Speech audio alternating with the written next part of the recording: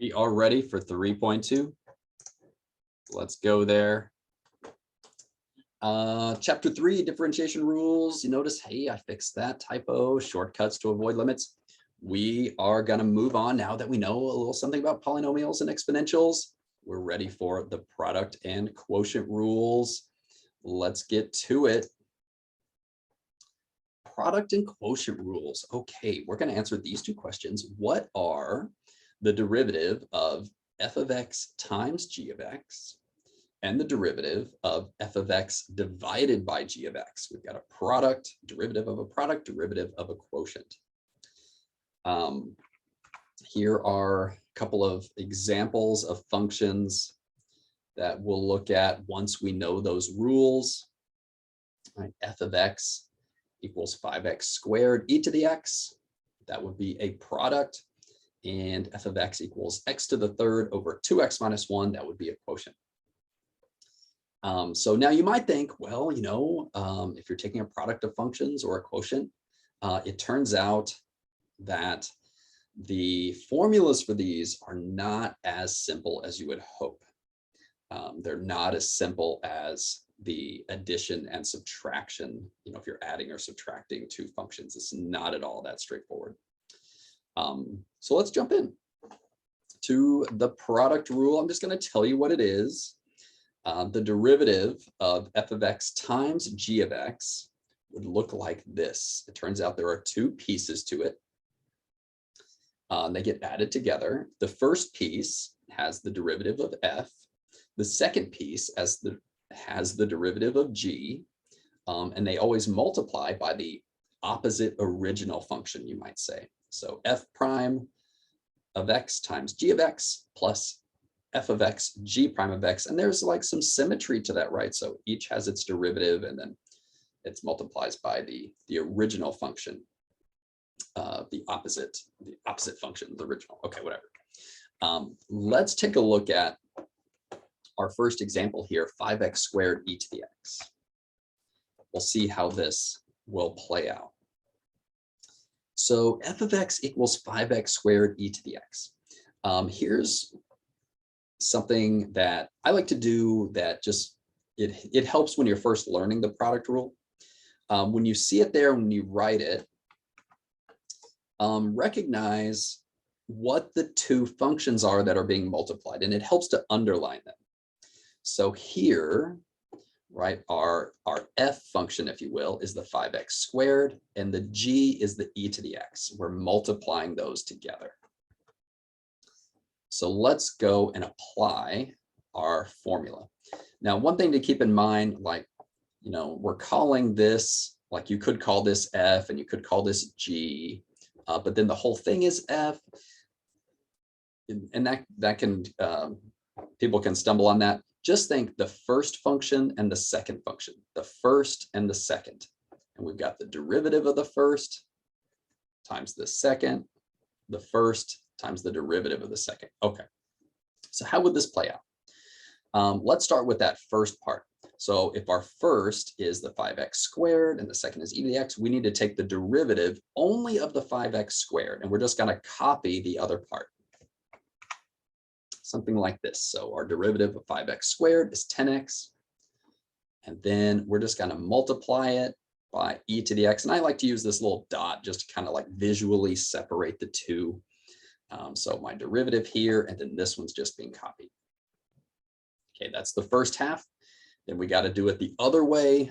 We're going to add that first function is going to be copied, and we're going to multiply it by the derivative of that second function. And so here that is, we copy the 5x squared, and then we multiply in this derivative. Well, the derivative of e to the x is e to the x, so that is a derivative there, and we have it.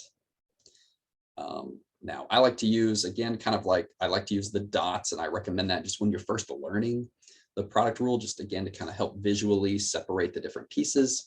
But in the end, you know, we don't really need those there. 10x e to the x plus 5x squared e to the x. There's our answer.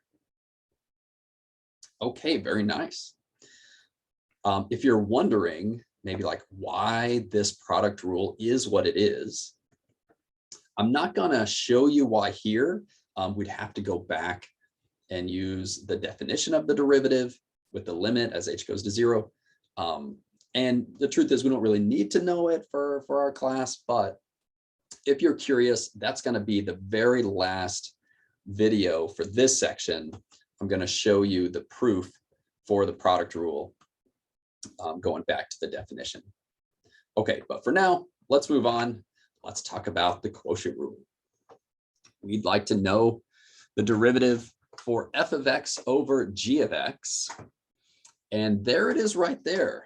A little bit more complicated than the product rule for sure, but there are some similarities. Let's take a look at this.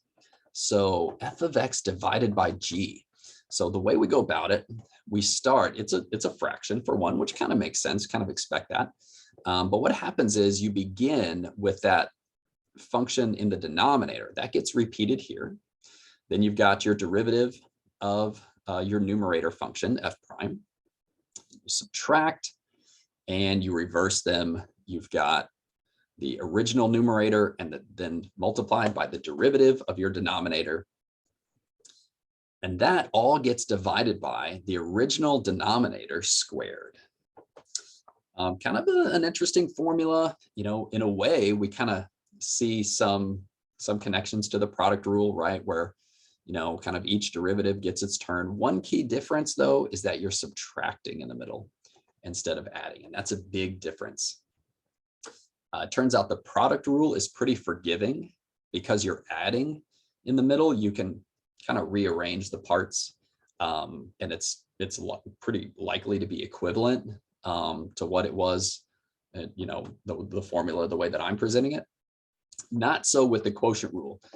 If you accidentally reverse this term here with this term, if those are flipped, then you're gonna get the negative of what it should be. And it's not like a complete disaster, but you definitely don't want to do that. You don't want the negative.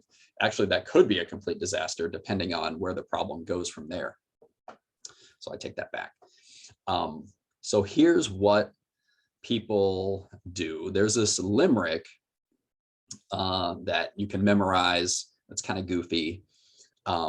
It goes to the same. Does it go to a melody? I don't think it does. Well, you know what? It kind of sounds like another song that I'll tell you about in a second. Okay, so what is this little limerick? Here it is. Think of the bottom function, the g, as the low, and the top function, f, as the high. So it goes low d high minus high d low, all over low squared, and away we go. You can kind of like, you know, sing it.